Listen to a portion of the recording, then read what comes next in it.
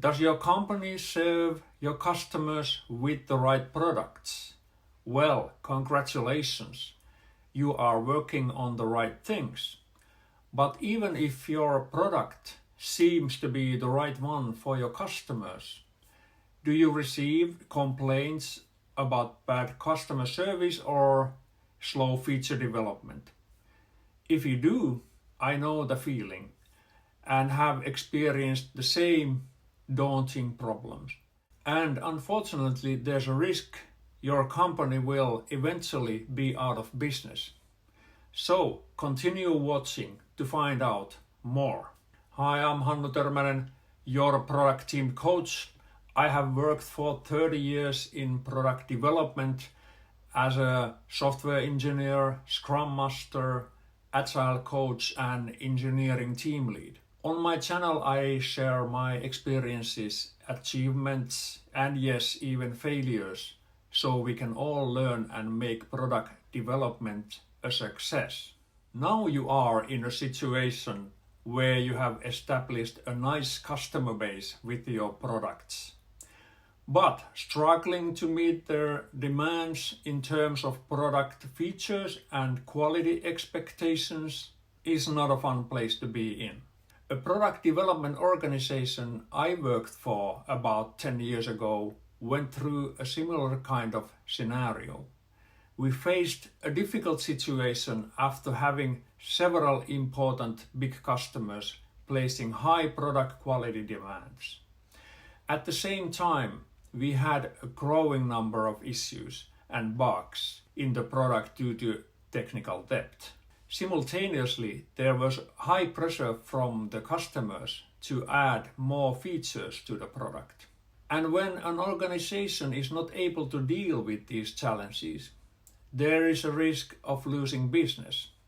Customers losing their belief that the company is not capable to overcome all the challenges, and they experience lower than expected product quality. As a consequence, they start to look elsewhere to replace your product. And with declining business and less product demand, your company has to make choices and unfortunately invest less to your product.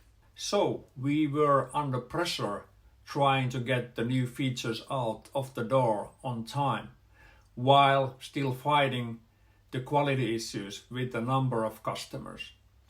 It was a difficult task and we just tried to cope with it.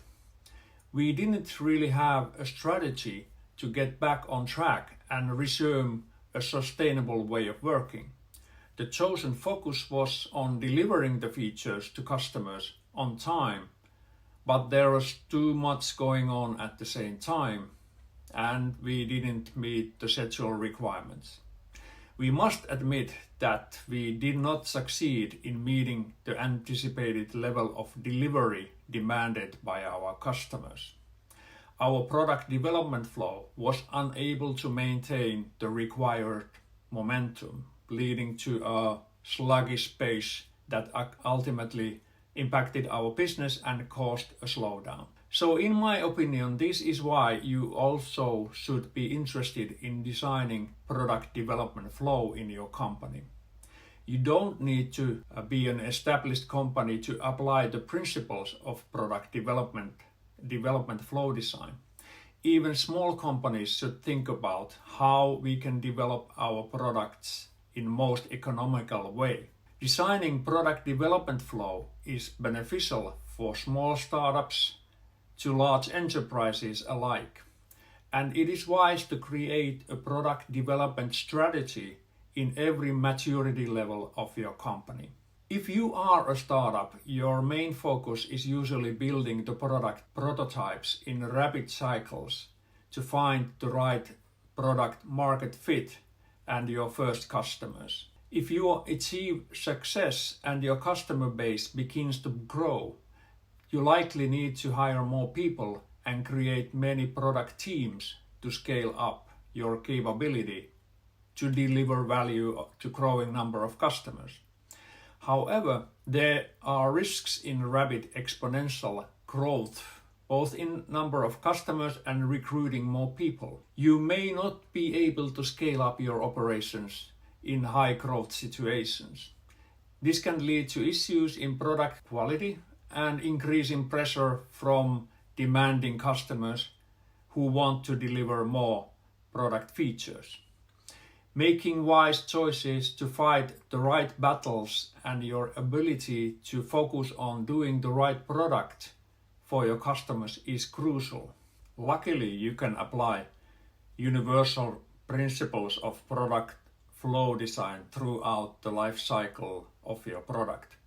I'm going to make separate videos about these principles of product development flow, so you can dig deeper on each video. I can highly recommend this book, The Principles of Product Development Flow by Donald Reinertsen. This book gives you groundbreaking advice and also scientific proof behind the principles of product development flow design. Now, in my previous video, I discussed the 4 basic principles for flow of your company operations. Those metrics were lead time, cycle time, work in progress, and throughput. I talked about these using a hamburger restaurant as an example, and how these 4 metrics can be used to measure how effective the restaurant is when providing its service to customers, and how to measure this with simple metrics. If you haven't watched the video, I'll put the link down in the description below, or you can click up the link up here. Although the direct application of value flow in a fast food restaurant may not extend to product development or knowledge work, it does offer us terminology and useful metrics that can be applied more broadly. In the next videos, we are going to talk about things like fast feedback cycles, queue management, how to reduce batch sizes, and so on. We are going to dive deeper in setting the work in progress limits and see why it is important to establish cadence and synchronizations for all activities. So, there is a lot to talk about in product development flow design. This is one of my favorite topics I would like to share to teams I coach, and I cannot wait to make these videos and share them with you. So until next time, and many thanks for watching. Bye bye.